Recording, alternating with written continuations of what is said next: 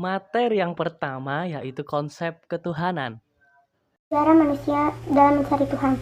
Saat manusia mulai menggunakan keahlian berpikirnya, manusia mulai berpikir di dunia ini harus ada sesuatu yang besar yang menjadi pusat dari segalanya. Sugesti bahwa yang memiliki kekuatan adalah yang berkuasa memaksa manusia untuk memiliki jiwa penguasa. Dari berbagai belahan dunia, jiwa penguasa timbul satu persatu. Dimulai dari zaman prasejarah, saat manusia masih berkomunikasi secara lisan tanpa mengenal tulisan, dengan segala keterbatasan yang dimiliki, mereka mulai berpikir bahwa manusia itu membutuhkan kekuatan besar di luar diri mereka yang dapat mengendalikan segalanya. Maka dari itu muncullah kepercayaan-kepercayaan primitif seperti animisme, dinamisme, kepercayaan yang mereka anut bukan kepercayaan yang terstruktur. Kehidupan mereka belum mengenal suatu aturan, undang-undang, bahkan baik buruknya suatu hal. Akan tetapi kepercayaan mereka terhadap kekuatan spesial yang dapat melindungi kehidupan mereka dan keturunannya. Zaman kian berkembang, pada zaman Yunani kuno muncul beberapa ilmuwan dengan teorinya masing-masing. Dari hal tersebutlah perkembangan tahapan proses manusia mengenal Tuhan semakin berkembang. Evolusi, pencarian atas keberadaan Tuhan. Agama muncul sebagai respon manusia yang selalu mencari titik tertinggi di dalam kehidupannya, tentang siapakah penguasa yang ada di dalam dirinya, bahkan alam semesta. Dan untuk mengungkapkannya, manusia mengerahkan segala potensi yang ada di dalam dirinya untuk menemukan kekuatan supra-empiris. Pada tingkatan ini, manusia mempercayai tentang suatu kekuatan tertentu yang memegang seluruh kendali yang ada di dalam kehidupan. Kepercayaan yang beredar di kalangan masyarakat berkembang berdasarkan perkembangan dimensi waktu dan tempat. Dalam sejarah pemahaman manusia mengenai konsep agama dan konsep ketuhanan berkembang dari primitif ke dalam konsep teologi alam dan teologi wahyu. Kali ini kita akan membahas materi selanjutnya, yaitu evolusi, pencarian atas keberadaan Tuhan. Yang pertama, animisme. Kepercayaan ini berasal dari bahasa Latin, anima, yang mempunyai arti roh.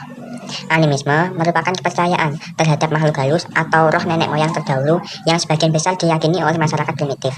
Hal ini disebabkan oleh keyakinan bahwa roh nenek moyang terdahulu akan menjaga kedamaian keturunannya dari gangguan roh-roh jahat yang mungkin akan mengganggunya di dunia nyata. Yang kedua, dinamisme. Dinamisme berasal dari bahasa Yunani, dunamos, yang mempunyai arti daya, kekuatan, ataupun kekuasaan. Dinamisme merupakan kepercayaan yang mempercayai atau mengimani suatu kekuatan yang terdapat di dalam suatu benda, dan benda-benda tersebut bisa berupa batu, air, api, pohon, tanah, ataupun manusia itu sendiri. Yang ketiga, politeisme. Politeisme adalah bentuk kepercayaan yang mengakui adanya banyak Tuhan atau menyembah banyak dewa. Politeisme berasal dari bahasa Yunani, poli dan theoi, yang mempunyai arti banyak Tuhan. Yang keempat, monoteisme. Monoteisme merupakan kepercayaan yang berasal dari bahasa Yunani, monon yang berarti tunggal dan theos yang berarti Tuhan. Monoteisme adalah kepercayaan bahwa Tuhan itu tunggal dan berkuasa penuh atas segala sesuatu yang ada di dunia ini atau di alam akhirat nanti. Relevasi. Pencarian akan sosok Tuhan dilakukan dengan cara melihat dan mempelajari wahyu-wahyu yang diturunkan. Misalnya dalam Islam, hal ini dipelajari melalui wahyu Allah yang diberikan melalui para nabi dan rasul. Yang pertama ada Nabi Adam alaihissalam. Adam merupakan manusia pertama yang diciptakan Allah untuk menghuni dunia. Islam, Yahudi, dan Kristen dapat disebut sebagai agama Abrahamik karena ketiga agama tersebut meyakini keberadaan Nabi Adam, walaupun antara ketiganya terdapat perbedaan kisah. Akan tetapi, terdapat kesamaan, yaitu semua agama mengimani bahwa Nabi Adam merupakan nenek moyang seluruh umat manusia. Yang kedua ada Nabi Ibrahim. Nabi Ibrahim merupakan keturunan ke-10 dari Nabi Nuh. Nabi Ibrahim lahir dalam situasi masyarakat yang menyembah berhala di suatu daerah yang bernama Fatdam A'rom. Ketika menyadari wahyu Allah telah turun padanya, beliau memberanikan diri untuk keluar dari tatanan kehidupan masyarakat pada waktu itu. Dengan perintah Allah, Nabi Ibrahim menghancurkan semua berhala yang ada di wilayah tersebut. Keberaniannya berakibat dengan hukuman yang diterimanya. Nabi Ibrahim dibakar hidup-hidup dalam api yang begitu besar. Dan kekuatan maha dahsyat Allah SWT menyelamatkannya dari kematian tersebut. Nabi Ibrahim bersama anaknya Ismail yang kemudian diangkat pula menjadi Nabi Allah, membangun Ka'bah yang merupakan lambang kesatuan umat Islam. Yang terakhir ada Nabi Muhammad SAW. Nabi Muhammad adalah Nabi Allah yang terakhir. Beliau dilahirkan pada tanggal 12 Rabiul Awal tahun 570 Masehi. Pada umur yang ke-40 tahun, beliau menerima wahyu pertama, tepatnya di Gua Hiro. Sejak saat itu hingga akhir hayatnya, Nabi Muhammad SAW memperjuangkan kebahagiaan umat manusia. Hingga pada akhirnya Nabi Muhammad SAW wafat pada tahun 632 Masehi. Setelah wafatnya beliau, perjuangan mempertahankan nilai keislaman di dunia dilanjutkan oleh sahabat-sahabatnya, yakni Abu Bakar As-Siddiq, Utsman bin Affan, Umar bin Khattab, dan Ali bin Abi Thalib.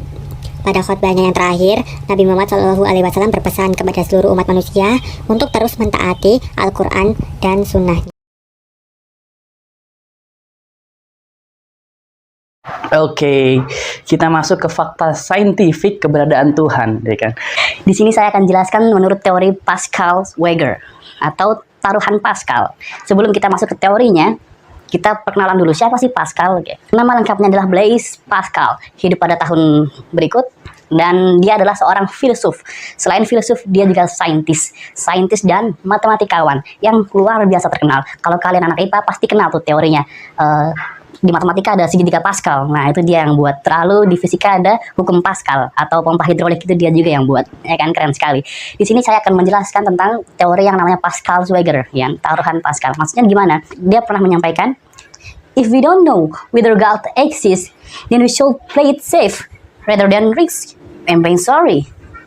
Ya kan? Jika kita tidak mengetahui apakah Tuhan itu ada, maka kita harus bermain aman daripada mengambil resiko dan menyesal. Gitu. Maksudnya gimana? Oke. Jadi Blaise Pascal ini umpamakan manusia sebagai petaruh, sebagai penjudi. Karena apa? Karena dihadapkan dengan banyak sekali pilihan. Sama dengan gambler atau penjudi. Mereka dihadapkan dengan banyak sekali pilihan. Manusia juga dalam kehidupannya dihadapkan dengan banyak sekali pilihan. Dan seorang petaruh yang cerdas dan bijaksana pasti akan memilih pilihan yang sangat menguntungkan dan menjauhi pilihan yang sangat beresiko dan tidak ada untungnya, ya kan? Maksudnya gimana? Oke, kita langsung saja ke tabelnya, tabel peluang teoritik. Jadi di tabel peluang teoritik itu fungsinya adalah mencari peluang-peluang terjadinya suatu kejadian dari suatu percobaan. Maksudnya gimana? Langsung kita praktekin aja ya. Oke, di sini ada tabelnya. Dan kita lihat yang paling atas, yang horizontal paling atas dibagi menjadi dua. Ya kan? Yaitu adalah kemungkinan-kemungkinannya. Kemungkinan yang pertama adalah Tuhan ada. Dan yang kedua, Tuhan tidak ada. Lalu di bagian vertikal yang paling kiri dibagi jadi dua juga, adalah pilihan-pilihan kita. Pilihan yang pertama kita mempercayai Tuhan, pilihan yang kedua kita tidak mempercayai Tuhan. Dan sisanya adalah sampel kejadiannya. Jadi kejadiannya ya, kejadiannya. Jika ternyata ada Tuhan dan kita percaya Tuhan, maka kita akan aman atau bahagia selamanya karena mendapatkan surga. Dan apabila Tuhan ada dan kita tidak percaya, maka ini adalah kemungkinan terburuk, yaitu masuk ke neraka atau hukuman kekal, ya kan? Hukuman yang abadi. Geser ke kemungkinan yang selanjutnya, apabila Tuhan tidak ada dan kita percaya Tuhan, maka santai-santai saja, tidak terjadi apa-apa. Kemudian apabila Tuhan tidak ada dan kita tidak percaya Tuhan, sama, santai, tidak terjadi apa-apa. Jadi di sini kita simpulkan bahwa orang yang percaya Tuhan, kemungkinan terbaiknya adalah masuk surga atau kebahagiaan yang abadi, dan kemungkinan terburuknya tidak terjadi apa-apa. Lalu orang yang tidak percaya Tuhan, kemungkinan terburuknya adalah masuk neraka atau hukuman abadi. Dan kemungkinan terbaiknya ini adalah tidak terjadi apa-apa atau santai-santai saja, ya kan? Jadi dari sini kita simpulkan bahwa keuntungan belief in God jauh lebih besar daripada keuntungan tidak percaya Tuhan. Sehingga teori Pascal-Weger ini atau taruhan Pascal ini berbunyi, intinya argumen bahwa demi kepentingan terbaik seseorang untuk berperilaku seolah Tuhan itu ada, karena kemungkinan resiko hukuman kekal di neraka kerugiannya melebihi keuntungan apapun dibanding mempercayai sebaliknya. Kemudian dengan mudah, secara radikal saya simpulkan bahwa selama tidak ada bukti bahwa tidak adanya kehidupan setelah kematian, maka Tuhan pasti ada. Kenapa bisa seperti itu? Saya simpulkan sesuai teori deduksi atau deduktif, sama saja. Teori deduksi itu berfokus pada pembangunan konsep sebelum pengujian empiris. Kita penjelasan teori deduksi yang terkenal yang dituliskan oleh Sir Arthur Conan Doyle dalam bukunya Sherlock Holmes. Sherlock Holmes berkata, "How often have I said to you that when you have eliminated the impossible, whatever remains, however improbable, must be the truth." Seberapa sering saya sampaikan kepada Anda, ketika kamu mengeliminasi yang tidak mungkin atau tidak masuk akal, berapapun sisanya, betapapun tidak mungkin, maka itulah pasti kebenaran. Jadi, jika kita tidak dapat membuktikan atau menyangkal keberadaan Tuhan, kita harus memilih pilihan yang aman, pilihan yang lebih aman untuk percaya. Dan ketika kita memilih untuk tidak percaya dan mengambil resiko yang lebih berbahaya dan merelakan kemungkinan yang sangat menguntungkan, how stupid are you? Jadi berikut penjelasannya dan terserah pada Anda. Dan karena yang saya sebutkan tadi, hidup itu seperti gambling, banyak sekali pilihan dan pilihlah yang paling menguntungkan. Sekian dari kami, terima kasih sudah menonton. Wassalamualaikum warahmatullahi wabarakatuh.